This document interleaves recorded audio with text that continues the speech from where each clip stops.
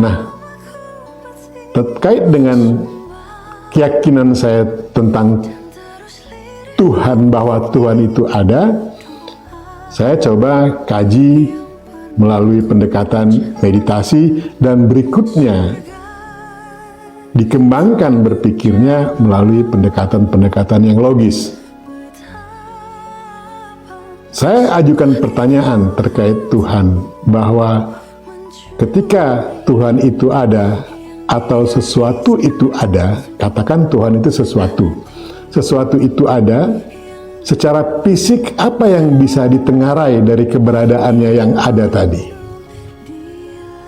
Fisik menjelaskan, keilmuan fisik menjelaskan bahwasanya ketika sesuatu itu ada, pasti dia memiliki zat. Karena dia ada, pasti dia memiliki zat. Pegangan utamanya bahwa Tuhan ada, dia ada, sesuatu itu ada. Zat akan menurunkan sifat. Sifat akan membawa nama. Karena sifatnya begini, sifatnya panas, namanya api. Sifatnya dingin, namanya ini. Sifatnya cair, namanya ini. Sifatnya ini. Jadi sifat itu, sifat dari zat itu akan membawa nama. Nah, ketika nama diketahui, sifat diketahui, tentu bisa menghasilkan sesuatu. Dari pengetahuan nama dan sifat itu, ketika diurai atau disatukan, dia akan menjadi sesuatu. Itu yang disebut sebagai, dalam kajian spiritual disebut sebagai perbuatan Tuhan, produk Tuhan, ciptaan Tuhan. Berapa banyak ciptaan Tuhan? Tidak bisa kita hitung. Ada berapa dimensi yang bisa kita kenali? Hanya pada 3 dimensi. Kita hanya bisa mengenali dimensi-dimensi pada fisik, ya terkait dengan tinggi, panjang, dan lebar atau ketebalan. Jadi 3 dimensi. Bagaimana hubungannya? Saya akan coba analogikan bagaimana hubungan antara zat dengan sifat. Zat dengan sifat seperti cahaya matahari dengan matahari. Sebuah kesatuan, kita tidak bisa memisahkan yang mana matahari dan mana cahaya matahari. Sebuah kesatuan.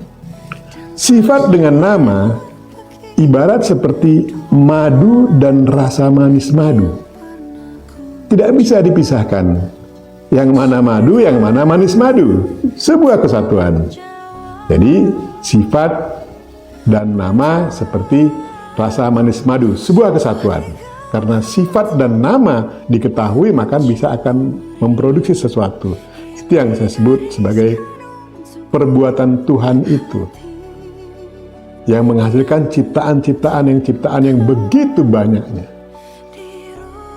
Jadi nama dan perbuatan ibarat bayangan dan pembuat bayangan. Tidak akan pernah ada bayangan ketika tidak ada yang membuat bayangan.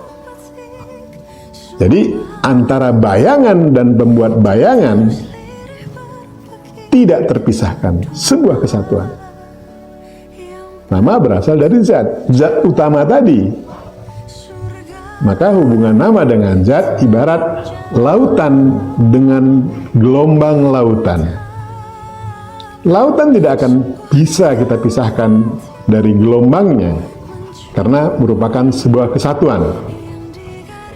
Dengan demikian, zat yang memiliki sifat adalah sebuah kesatuan. Zat yang memiliki sifat dengan nama adalah sebuah kesatuan. Zat, sifat, nama, dan perbuatan adalah sebuah kesatuan.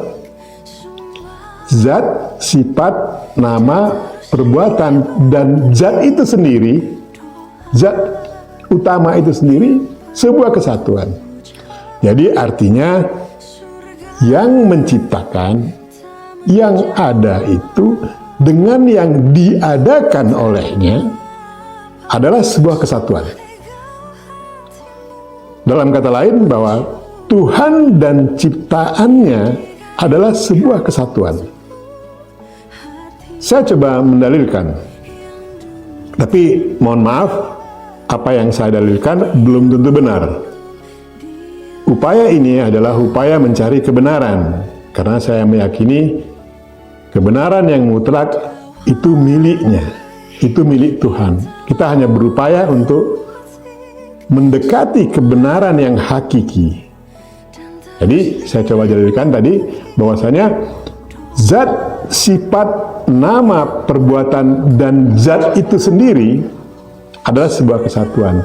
Maka saya coba mendalilkan bahwasanya Tuhan yang saya yakini ada itu meliputi semua yang ada. Meliputi Tuhan dan ciptaannya. Meliputi semua yang ada. Jadi Tuhan itu bagi saya meliputi semua yang ada. Dan Tuhan itu ada di setiap yang ada. Dia meliputi semua yang ada, dan berarti ada di setiap yang ada. Ada di setiap yang ada. Berikutnya, setiap yang ada, artinya yang diciptakannya ada di dalam Tuhan itu sendiri. Jadi dia meliputi semua yang ada di setiap yang ada, dan setiap yang ada di dalamnya. Itu pandangan saya. Jadi pandangan ini tentu perlu didiskusikan sebetulnya, tapi begitulah pandangan saya sementara ini. Nah, ini adalah sebuah kesatuan. Sebuah kesatuan tuh. Artinya, setiap yang ada dia di sana. Bukan dia ada, tapi ada dia di sana. Ketika kita bilang dia ada, ini konsep yang berbeda. Tapi setiap yang ada di dalamnya, dan dia ada pada setiap yang ada. Inilah barangkali yang menjadi dasar berpikir para founding father kita menetapkan sebuah kalimat yang mengikat kita sebagai anak bangsa. Bhinneka Tunggal Ika. Bhinneka Tunggal Ika. Kalau kita coba gatuk-gatukkan dalam bahasa Jawa, Ben Iko Tunggale Iko. Kita adalah sebuah kesatuan. Ada Tuhan di setiap yang ada.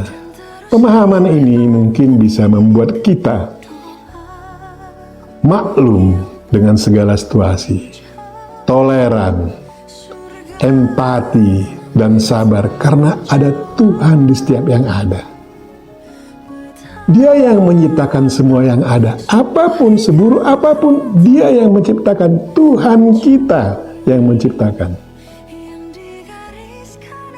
Mungkin kita harus berpikir dalam soal ini, sehingga kita bisa lebih mampu memaknai apa sebetulnya hidup dan kehidupan itu.